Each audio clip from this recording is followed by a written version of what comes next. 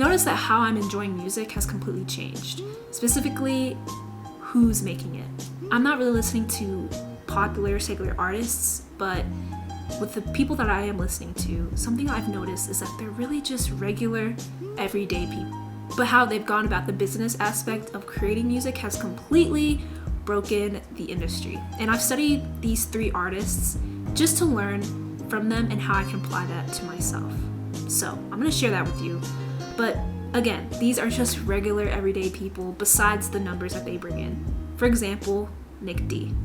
A family guy, lives on a farm in Virginia and creates music out of his home.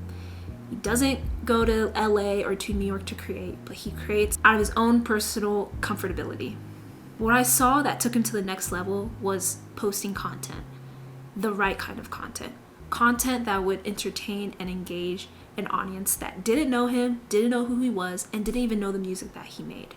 The content he created online was with the intention of serving his audience first. People use social media to be entertained.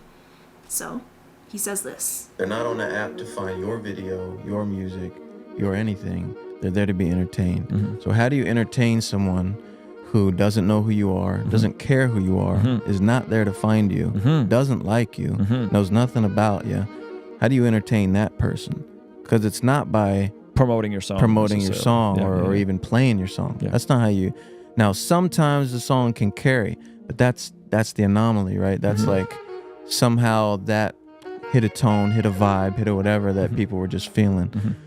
But on a majority of the time, how do you entertain the person who doesn't care about you and doesn't know who you are? Yeah. And this was the same piece of advice that he gave his friend Connor Price. But before we get to him, the lesson I got from Nick was to think of content first and then the actual song, the creative second. Think of how a piece of content would entertain a viewer who doesn't know me, doesn't know who I am, doesn't know the music, or has even heard of the music I've made. And next up, Connor Price. Connor was also posting content on social media, and at the time that I discovered him, I did see that he was posting covers on social media.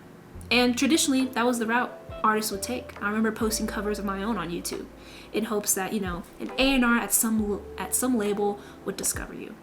But times have changed. And what I saw Connor do differently was that he created content around his own original music versus other people's songs and driving listeners to them. He made himself discoverable instead of waiting to be discovered. And what did that entail? Creating content like this. I dare you to write a song using the words Peter Piper picked a bag of pickled peppers and release it. All right, you know what? Let's do it. I came up with this. Bullseye hit it the most is no misses. Something like fish in a barrel, it's no different. Blindfold on me, I still got the most vision. Trendsetter told them before, but they don't listen. Better, bring a better bad because I'm bigger, better. Solo single, selling several shows at every single second. Peter Piper picked a pack of pickled peppers. Kinda came and crushed the competition. Hope they get the message. Or like this. Authentically feel, then can't go wrong. I mean, all right, why not? Let's give it a shot. All right, ready? Yeah, I need help. Admitting that was the first step. So the lesson I took from Connor is very similar to Nick, that content is king. But with that said, don't wait to be discovered. Just make yourself more discoverable by posting online. Good bits of wisdom right there. Now let's move on to the third artist who has completely broken the industry, and I'd say in an independent way, but that is Forrest Frank. I was down, but now I'm And from Forrest, I learned this. He's really dialed in on who he's creating his content for. It seems that his average listener may be anywhere in between the age group of 14 to 27 who are Christians and are faith-driven. But also, he creates catchy music for his intended audience. And since he is so dialed into who he's creating content for, he's actually created a community around them to where they get a say on the music he releases and their favorite songs that he's thinking of posting online.